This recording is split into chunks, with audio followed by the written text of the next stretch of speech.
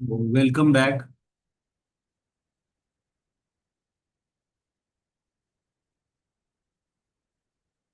मेरे साथ एक्सरसाइज करो और बाद में रिवीजन करना कि मसल्स के नाम 9 मसल्स है, कैसे याद रखेंगे। उसमें से तीन क्रिकोइड को जोड़ने का काम करते हैं।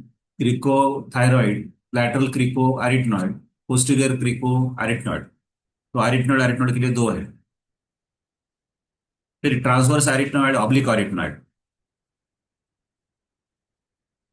उसके बाद फिर अरे एपिग्लॉटिक, वो भी एरिथनॉइड से रिलेटेड है। फिर थायरो एरिथनॉइड, इसमें भी एरिथनॉइड है। Then vocalis and epiglottic. तो ये सारे जो नाम है मसल के, ये कार्टिलेजेस के ऊपर ही डिपेंड है। और सिंगल कार्टिलेज और क्रिकॉइड क्रिकॉइड क्रिकॉइड तीन। देन आरिटनॉइड आरिटनॉइड आरिटनॉइड आरिटनॉइड, लगभग तीन चार जो है वो आरिटनॉइड के लिए है। Then vocalis and thyro epiglottic, thyroid और एपिग्लॉटिस दोनों को जोड़ने वाला। Functions of intrinsic muscles that opens and closes the epiglottis, tenses the vocal cord. वो जो फोल्ड्स आपने देखे, they are called as vocal cord and relaxes the vocal cord. Closure of inlet of the larynx and opens the inlet of the larynx. Blood supply उसी के नाम से याद रखना, superior laryngeal artery, inferior laryngeal artery. Venous drainage same नाम से याद रखना, superior laryngeal when, inferior laryngeal when. Lymphatic drainage मैंने आपको कहा है कि लगभग यहाँ के सबका lymphatic drainage deep cervical lymph nodes है, क्योंकि ये स्ट्रक्चर डीप स्ट्रक्चर है। नेक में डीप स्ट्रक्चर है ये। नर्व सप्लाई उसी के नाम से है, recurrent laryngeal nerve and internal laryngeal. Applied importance में cough reflex due to the foreign body, anesthesia of mucous membrane due to damage to internal laryngeal nerve, loss of phonation due to injury to both recurrent laryngeal nerve। अब यहाँ पे आपको समझना होगा कि जो वहाँ का जो सेंसरी नर्व है, जो सेंसेशन, जो पेन सेंसेशन और मसल के लिए जो मूवमेंट दे रहा है, वो इंटरनल लैरेंजियल है। और जो फोनेशन है, जो वोकल कॉर्ड को मूव करता होगा, जो जहां से वॉइस निकलती है, फोनेशन साउंड निकलता है, उस साउंड के लिए रिस्पॉन्सिबल है रिकरेंट लैरेंजियल नर्व। तो ये रिकरेंट लैरेंजियल नर्व का आप एग्जांपल याद रखना। अगर आपने शाहरुख खान की मूवी देखी है कोयला, नहीं तो जाके देखो उसमें आज। तो कोयला 1995 96 में आई थी। तो उसमें ये दिखाया था कि वो शाहरुख को उसके थ्रोट में ऐसा जलता हुआ कोयला डालते हैं, और वो डॉक्टर बोलता है कि इसकी कोई नस यहाँ पे इंजर्ड हुई है। और तब से फिर वो गूंगा हो जाता है, उसको बात नहीं कर सकता। Loss of phonation. तो समझ लेना कि उस मूवी में जो नस बोला है, जो नर्व बोली है, उसका नाम है रिकरेंट लैरेंजियल नर्व। तो वो हमको उससे याद रहती है। रिकरेंट लैरेंजियल नर्व का नाम जब भी आएगा, शाहरुख खान को याद करो, शाहरुख को याद करोगे तो रिकरेंट लैरेंजियल नर्व को याद करो। लैरिंगोस्कोपी वो इंटरनल विजुअलाइजेशन है with the help of laryngoscope. एक दूरबीन टाइप की होती है, और उसका छोटा सा पार्ट, पेन के जैसा छोटा छोटा, नारो नारो पेन के जैसा पार्ट होता है, जो अंदर डालते हैं और फिर वो विजुअलाइज करते हैं, that is laryngoscopy. ITIS laryngitis, that is inflammation of larynx. तो जब भी जैसे अब हमको नोज को इन्फ्लेमेशन हुआ तो सर्दी होती है, थ्रोट में इन्फ्लेमेशन हुआ तो हम बोलते हैं फेरेंजाइटिस है, टॉन्सिलाइटिस है। लेकिन अगर लैरिंग्स को इन्फ्लेमेशन होता है तो there is a hoarseness of voice, क्योंकि वो it is a organ for phonation voice. तर त्या पेशंटचा आवाज जो आहे तो जसा घोगरा आवाज होऊन जातो, जाड आवाज होऊन जातो। That is a hoarseness of voice because it is related with the phonation. तो फिर 10 सेकंड देता हूँ, इसको याद कर लो। Cough reflex, anaesthesia, loss of phonation, laryngoscopy and laryngitis.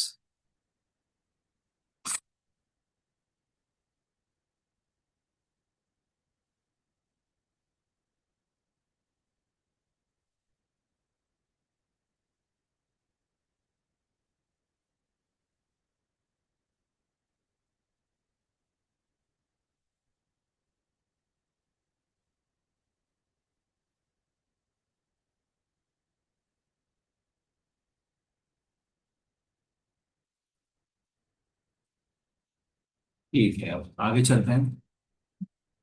Tongue again, जो मेन टॉप 10 क्वेश्चंस है उसमें टंग का भी नंबर लगता है।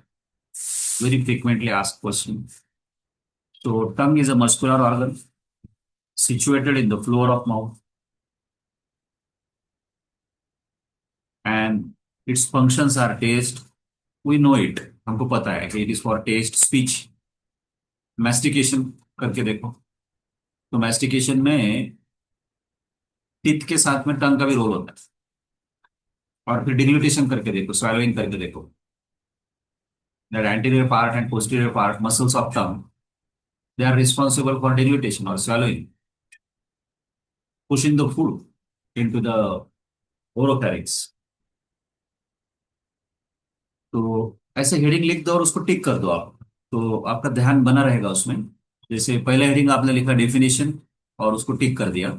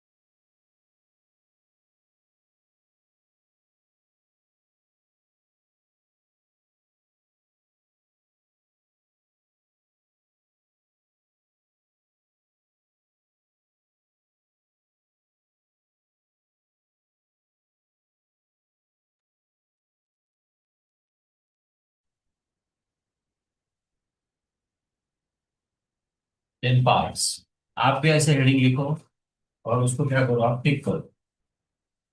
This is very powerful method.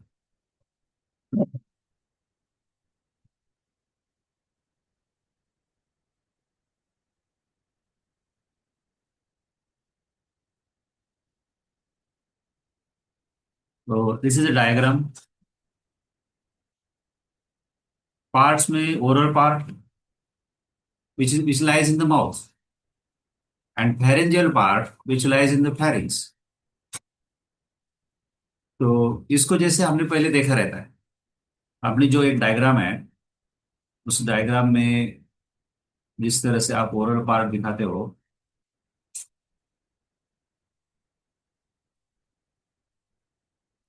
This is 4 4 6।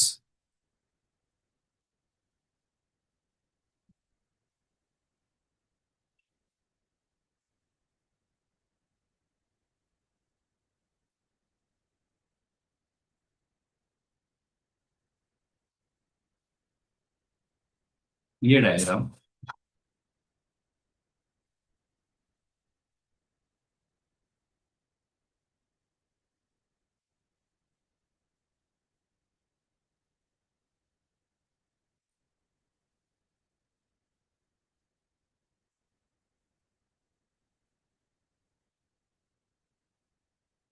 ये सुंदरता है। आपको याद होगा कि मैंने बोला था पूरे जो टॉपिक है, ये टॉपिक का जो ग्रुप है, तो वही ग्रुप अभी चल रहा है और सब एक दूसरे से रिलेटेड है। अब इस डायग्राम में इसके ऊपर फोकस करो। ये जो सामने का पार्ट आपको दिख रहा है, इतना पार्ट ये ओरल पार्ट है जो आपके माउथ में है, टंग का पार्ट। अच्छी तरह से देखो कि जितना आप एग्जामिन करते हो और आपने ऐसा माउथ ओपन किया, आ, तो वो टॉर्च से जितना पार्ट आपको दिखता है सामने, दैट इज ओरल पार्ट। और इसके पीछे का जो पार्ट है, वो ये वी के पीछे है ऐसा। This all is posterior part, that is the pharyngeal part. इसको समझ लो पहले अच्छी तरह से कि टंग के दो पार्ट्स कैसे हैं। अगर स्क्रीन को बड़ा करके दिखाऊं मैं, तो ओरल कैविटी में सामने सामने से जितना टंग आपको दिख रहा है, तो आपको टंग तो दिख रहा है अभी, लेकिन पूरा टंग नहीं दिख रहा है। जो अंदर का पार्ट है एकदम, जो अंदर अंदर जाके आप टच कर सकते हो, that is in the pharynx. तो मैंने वो फेरिंग्स में भी समझाया पहले। और वो पीछे रफ पार्ट है, वहां पर रफ फेरेंजियल, छोटे छोटे छोटे छोटे टॉन्सिल्स हैं वहां पे, जिसको हमने वॉल्डियर्स लिम्फेटिक रिंग बोला था। तो पहले ये समझ लो, और फिर ये डायग्राम में वहां पे उन्होंने क्या किया है कि पूरा टंग निकाल के सामने रखा है आपके सेकेंड डायग्राम में। वो उसको समझने की कोशिश करो। अब ये जो डायग्राम है, इसमें पूरा टंग जो अंदर का पार्ट है वो भी आ गया है, that is a pharyngeal part. और आगे का पार्ट जो है, that is a oral part. तो पार्ट्स का हेडिंग हो गया, तो उसको टिक कर दो। Main parts, oral part lies in the mouth and pharyngeal part lies in the pharynx, and these parts are separated by V-shaped sulcus called as sulcus terminalis। तो again ये डायग्राम का 8 10 बार आप प्रैक्टिस करोगे, और यहाँ पे वी शेप सल्कस आपको दिखेगा, दैट इज सल्कस टर्मिनालिस। उसके आगे ओरल पार्ट, उसके पीछे पैरेंजियल पार्ट। और इस डायग्राम में सिर्फ ओरल पार्ट पार्ट दिख रहा है आपको। फिर आता है हेडिंग आपका external features. So tongue has a root, teeth and body. Root is its attached part, attached portion. It is attached to the mandible and hyoid. Tip easy है। Tip जो है टंग का, आप आपकी टिप ऑफ टंग को हाथ लगाओ, बिल्कुल सामने का पॉइंट। तो it is anterior free and, वो इजी है, which lies behind the upper incisor teeth. तो जो आपके इंसिजर टीथ है सामने के, उसके पीछे रहता है। अब रिमेनिंग पार्ट, आप टंग को अगर हाथ में पकड़ते हो ऐसा, तो वो जो पूरा टंग का पार्ट है, दैट इज बॉडी। और फिर उसमें आप एंटीरियरली हाथ लगाते हो, तो that is in the oral part. Posteriorly हाथ लगाते हो, फेरेंजियल पार्ट।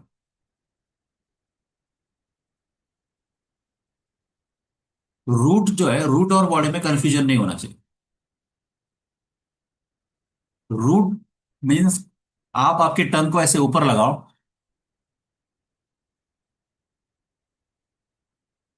नीचे जो अटैच पार्ट है उसका, मैंडिबल को अंदर से अटैच दिख रहा है आपको, दैट इज रूट। तो इट्स लाइक अ ट्री।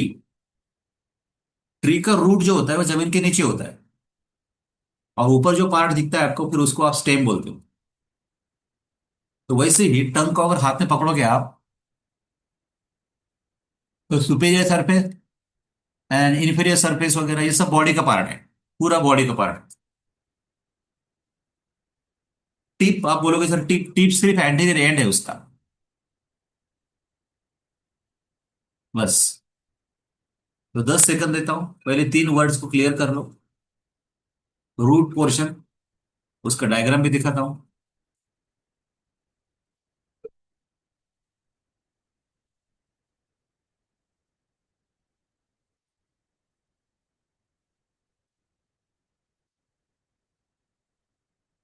450। फिर से जो मेन डायग्राम है अपना, वो हमेशा आएगा ये।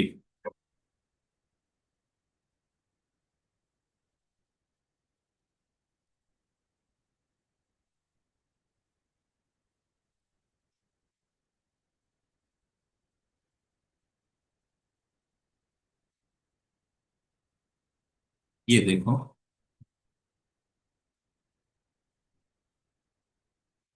तो यहाँ पे जो नीचे से दिखाया ना उसने, बड़ा सुंदर डायग्राम है, मैंडिबल को अटैच है। और वो तो सामने ही दिखता है आपको, मैंडिबल अंदर से हाथ लगा के देखो मैंडिबल को। और नीचे जाओगे तो it is attach to the hyoid. ऐसा फैन शेप मसल्स है ये। Hyo epiglottic, hyo epiglottic and genio hyoid, ऐसे मसल रहेंगे ये। तो रूट नीचे ही है सिर्फ। बाकी जो आप टंग को हाथ में पकड़ रहे हो ऊपर, दैट इज अ बॉडी। फिर मैं आपको 20 सेकंड देता हूँ, इसमें कोई डिफिकल्टी हो तो पूछो मुझे।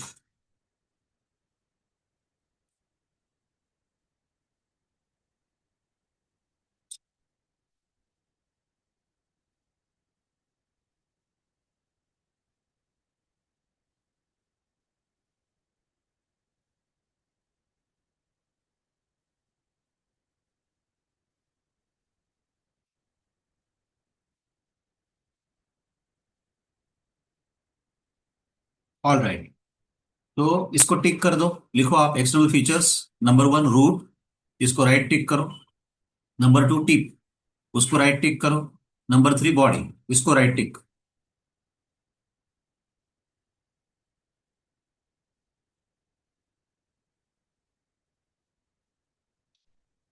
External features, root, tip and body.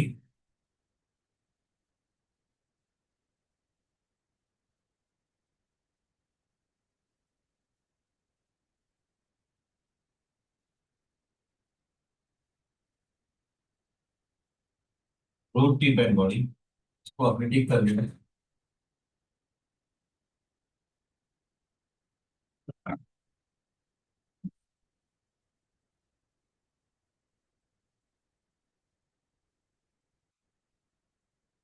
Then dorsum is divided into oral and pharyngeal part by V-shaped sulcus, and that is sulcus terminals. Two limbs of V meets at the median pit called as foramen cecum, and the oral part of tongue is placed in the floor of mouth, and its margins are free and coming in contact with gums and teeth. The superior surface is rough. The inferior surface is covered with the mucous membrane, which shows the median fold called as frenulum lingui. On either side of frenulum, there is a prominence produced by the deep lingual vein. There is another fold laterally called as plica fimbriata. तो अब important है कि body को explain किया जा रहा है। Only body part जो है उसको आप हाथ में पकड़ के देखो। तो बॉडी पार्ट अगर हाथ में पकड़ोगे, तो आपको महसूस होगा कि उसमें जो ऊपर का सरफेस है दैट इज अ डॉर्सम। ऊपर का जो रफ सरफेस है ना, तो अगर उसको हाथ लगाते हो तो वो ओरल पार्ट में भी है, और पीछे जाओगे तो फेरेंजियल पार्ट में भी है। लेकिन जो इन्फीरियर सरफेस है, आप उसको हाथ लगा के देखो, तो वो सिर्फ ओरल पार्ट में है, आपका फिंगर पीछे नहीं जाता है। देखो इंटरेस्टिंग है, inferior surface of body is present only in the oral part. and dorsum of body, dorsum of tongue, that is present in the oral part as well as pharyngeal part. ये point clear हुआ क्या, मुझे बताओ पहले 20 second. Body of tongue में superior surface, inferior surface, और superior surface को उन्होंने कहा डॉर्सम ऑफ टंग, और inferior surface is only present in the oral part. ये आपको कन्विंस हुआ क्या? क्योंकि वहां से पीछे फिंगर जाता ही नहीं आपका, बाकी बीच में नीचे सब मसल्स हैं।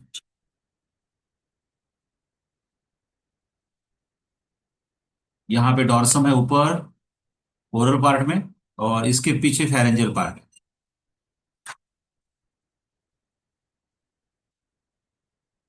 अब ये टंग का डायग्राम ऐसा दिखेगा, जो डॉर्सम पे, ये आपका डॉर्सम है, तो anteriorly there is oral part and posteriorly pharyngeal part, and which are separated by the sulcus terminalis. At the center there is a small depression, pit is there, and that is called as foramen cecum. इसको नाम दे दो यहाँ पे foramen Sikkim. पूरा 20 साल में सिर्फ एक ही बार शॉर्ट नोट आई है फोरामेन सिकम, और किसी को लिखते नहीं आए वो, क्योंकि सबने वो फोरामेन सिकम स्कल वाला लिखा, उनको लगा ये स्कल का फोरामेन बात कर रहे हैं, बट ये फोरामेन है यहाँ पे। This is called as foramen caecum. ये वी शेप सल्कस है, सल्कस टर्मिनालिस। एक मिनट एक मिनट, रबड़ मत करो।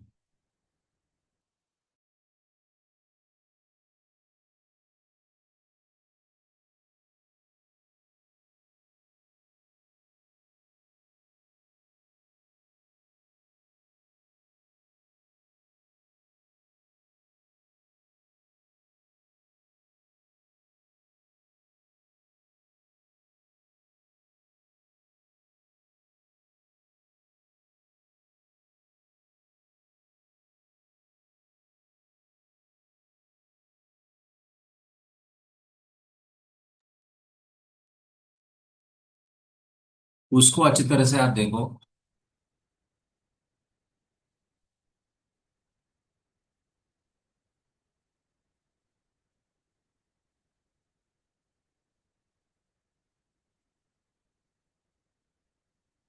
इसका अंडरस्टैंडिंग हो गया तो फिर हम आगे चलेंगे। The superior surface is rough, the inferior surface is covered with the mucous membrane, which shows the median fold called as frenulum linguae. Median means midline. On either side of frenulum, there is a prominence produced by deep lingual vein.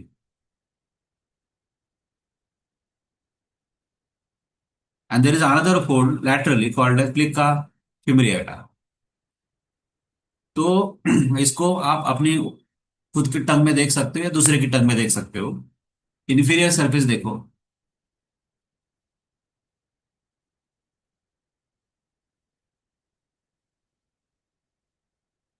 यहाँ पे आप centre में देखो, centre में जो connect कर रहा है ना, उसका ही मीनिंग फ्रेनुलम है। ये फ्रेनुलम वर्ड 2 बार आया है। एक यहाँ पे वो कनेक्ट करने का काम कर रहा है सेंटर में, तो फ्रेनुलम लिंग्यूई। लिंगुअल मीन्स टंग।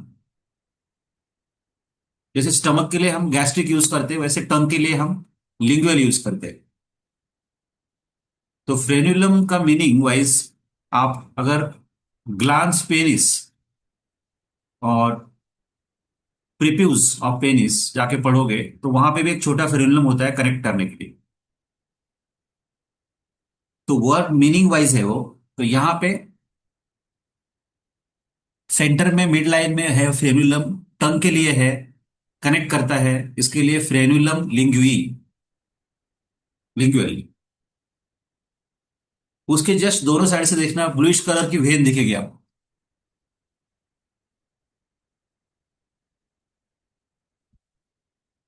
तो वो जो इलेवेशन है that is because of deep lingual when. और उसके लैटरली देखना, देयर इज अ प्लिका फेमरियन।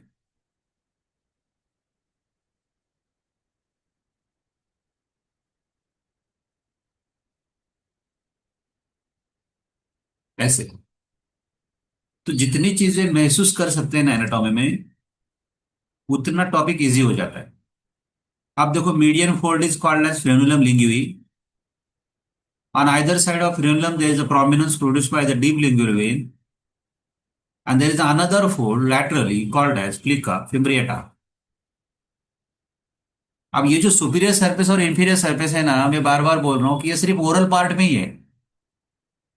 अब इंफीरियर सरफेस को टच करते हुए पीछे पीछे लेके जाओ तो आप जा नहीं सकते हो, लेकिन जो ऊपर का सरफेस है, जो डॉर्सम है, उसको टच करो और अब पीछे पीछे जाओ तो जा सकते हो। सो pharyngeal part it lies behind the palatoglossal arch and the sulcus terminalis,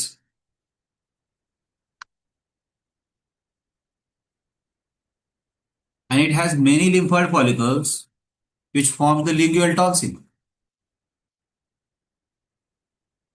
ये फिर से मेन डायग्राम है। अब ये डॉर्सम का पीछे का पार्ट है, pharyngeal पार्ट है, जो एग्जैक्टली exactly आपके इस लाइन के पीछे है, पैलेटोग्लॉसल आर्च।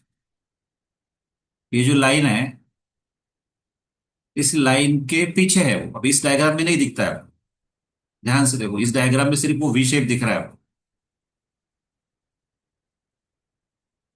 तो इसके जो पीछे का पार्ट है ना, वो ये है, और यहां पर लिम्फोइड नोडुल्स हैं, उसको आप टच करके देख सकते हो, वहां पे रफनेस है, रफनेस प्रोड्यूस हुआ है वहां, and that roughness is a lingual tonsil. तो ये तीसरा टॉन्सिल देखा है आपने अभी। मैंने पहले बताया था वो नोज नेजोफेरिंग्स में का फेरेंजियल टॉन्सिल। दूसरा बताया था पैलेटाइन टॉन्सिल, जो मेन कॉमन कॉमन प्रैक्टिस में हम वर्ड यूज करते हैं टॉन्सिल, तो दैट इज पैलेटाइन टॉन्सिल। और जब ये तीसरा टॉन्सिल है जो टंग के ऊपर है, इसके लिए लिंगुअल टॉन्सिल। तो आप बोलोगे सर तीनों को कैसे सेम नाम दिया? Because structurally they are same, they are lymphoid follicles. Structure सबका लिम्फॉइड फॉलिकल है। तीनों का काम है to prevent the infection, to prevent the infection, to prevent the infection. तो ये यहाँ पे lymphoid follicles.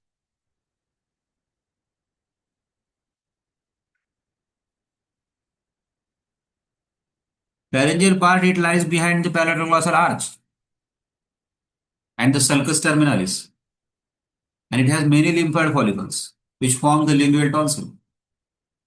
And posterior part connect to the epiglottis by three folds of mucous membrane. One is midline, नाम देखो उसका, glosso epiglottic, median glosso epiglottic, tongue से लेके epiglottis तक।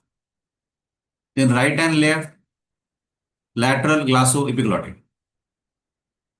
On either side of epiglottic fold there is a pouch called as valleculum.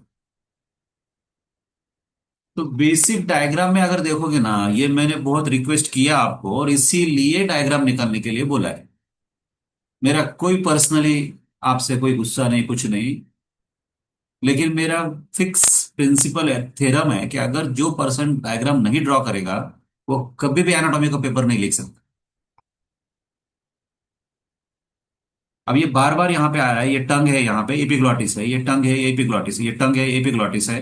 जरूर दोनों के अंदर कुछ रिलेशन है, ये कनेक्ट करने वाला फोल्ड है। ये मैं अगर 10 बार ये डायग्राम ड्रॉ करूंगा तब भी मेरे याद में रहेगा। मतलब मैं तो ऐसा बोलता हूं हमेशा कि जिस दिन आप डायग्राम भूल जाओ ना, बस उस दिन आप एनाटॉमी भूल जाओ, अपने हाथ से लिख दो आपके आई एम फेल। इतना इंपॉर्टेंट है डायग्राम। जो भी थियरी एक्सप्लेनेशन आता है वो पूरा डायग्राम से आता है।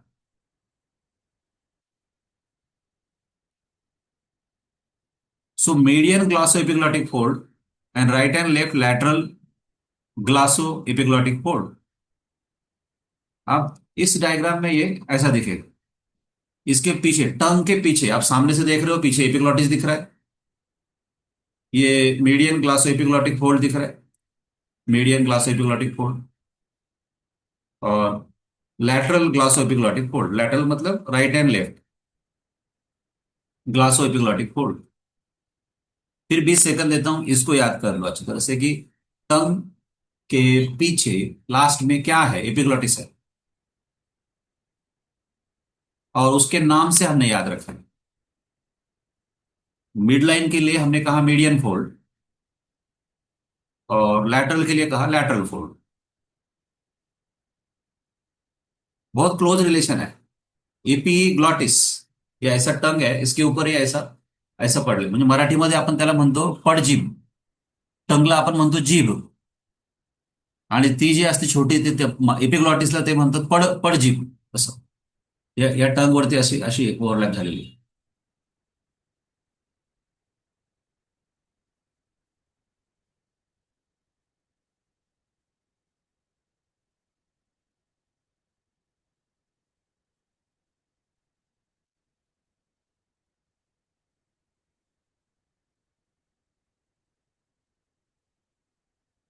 फिर थर्ड सेगमेंट आता है papillae of the tongue. These are the projections of mucous membrane which gives the characteristic roughness on the anterior two-third of the tongue. अब मैं फिर से बार बार आपको प्रैक्टिकली दिखा रहा हूं कि जो ओरल कैविटी में जो मेरा पार्ट है वही एंटीरियर टू थर्ड है बस. Anterior two third and oral part ये दोनों सेम टर्म्स है. और वहां पे वेलवेट के जैसा जो रफ पार्ट लग रहा है आपके टंग को,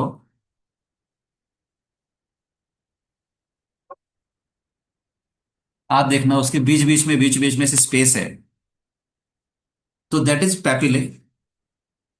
और वो स्पेशलिटी इसीलिए है, मुझे पता होना चाहिए कि अब मैं ये जो क्वेश्चन लिख रहा हूं टर्म, उसका मेन फंक्शन ही टेस्ट सेंसेशन है. वहां पे टेस्ट बर्ड्स को होना चाहिए. तो टेस्ट बर्ड को एकोमोडेट करने के लिए वहां पे पैपिले बने हुए. सिंपल.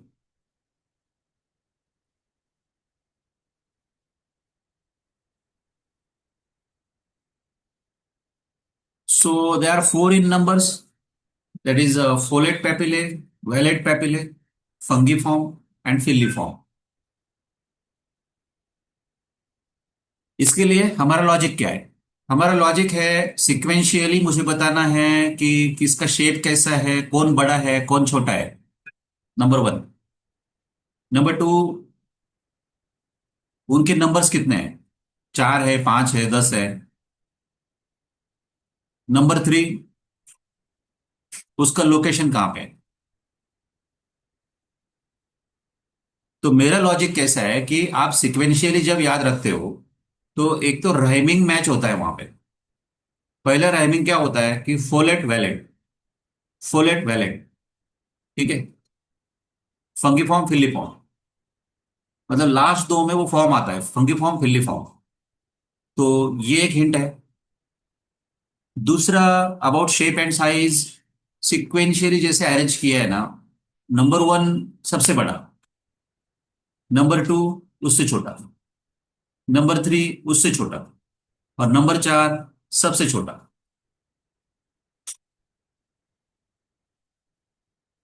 तीसरी तीसरी चीज, उनके टोटल नंबर्स कैसे होंगे. तो इजी है याद रखने के लिए. जो साइज में सबसे बड़ा है उसके नंबर सबसे कम रहेंगे. जो साइज में सबसे जितना बड़ा है उसके नंबर्स कम है, मतलब फोलेट के नंबर्स सबसे कम, उससे थोड़े ज्यादा नंबर्स वेलेट के, उससे थोड़े ज्यादा नंबर्स फंगीफॉर्म के क्योंकि उसकी साइज छोटी है, कम है वो, और सबसे ज्यादा नंबर फिल्ली फॉर्म के. फिल्ली फॉर्म को मैंने ऐसा भी याद रखा हुआ है कि जो बची हुई जगह है सब जगह को इक्वली भर दो, सब जगह को वेलवेटी अपीयरेंस दे दो. Fill the space, so filiform. अब जैसे यहां पे मैंने लिखा foliate papillae. These are 4 to 5 vertical fold just in front of the palatoclassal arch.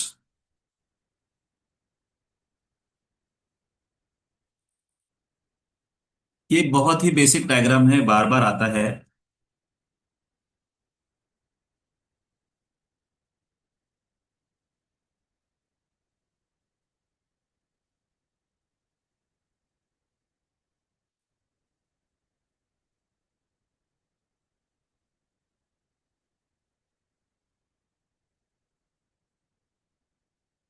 ये देखो.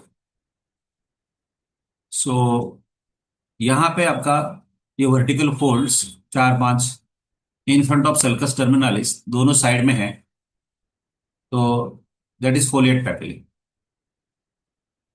और उस लाइन को लग के जो है वो भी in front of sulcus terminalis ही है, but They are present in the center. Valid papillae. So folate, valid, folate, valid.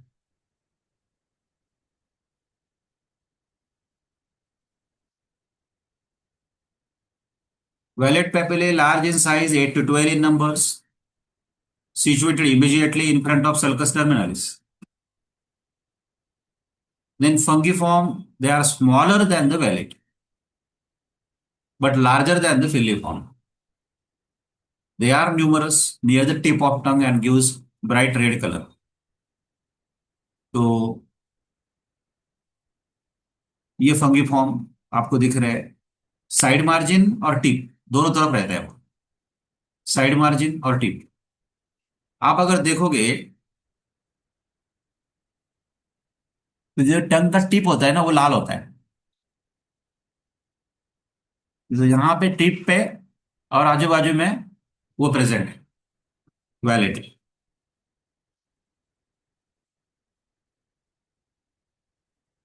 और देखना बीच बीच में हमने सब dot dot dot dot dot dot बारीक बारीक डॉट दिखाया है, तो ये पूरा जगह स्पेस फिल करने के लिए जो है रिमेनिंग स्पेस में, दैट इज फिलिफॉर्म। तो मैं 20 सेकंड के लिए फिर आपको छोड़ता हूं कि आप अच्छी तरह से देख लो folate papillae, wallet papillae, फंगिफॉर्म and filiform. Yes, समझने की कोशिश करो। पेपिले, पेपिले का इंपॉर्टेंस क्या है? To accommodate the taste buds.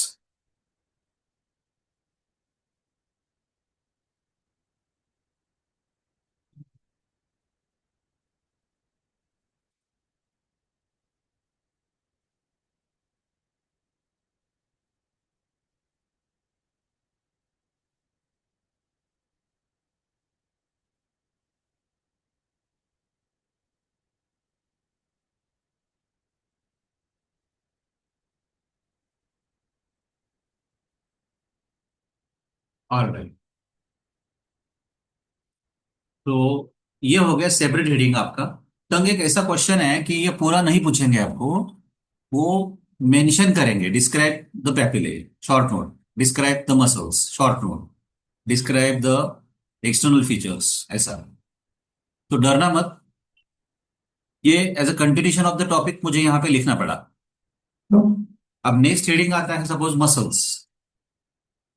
तो मसल्स में intrinsic muscles and extrinsic muscles, there are four intrinsic muscles and four extrinsic muscles, याद रखो।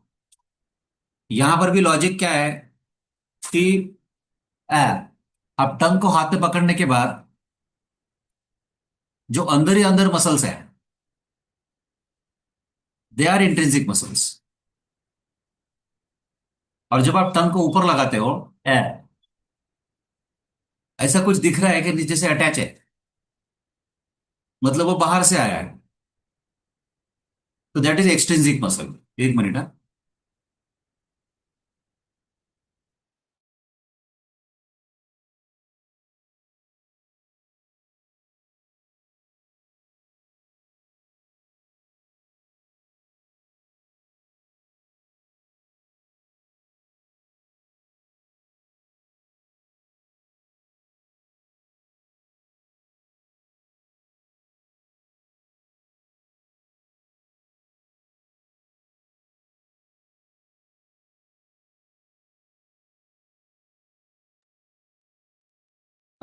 मीटिंग खत्म हो रही है, दूसरी मीटिंग ज्वाइन करो जल्दी से मेरे आईडी के ऊपर।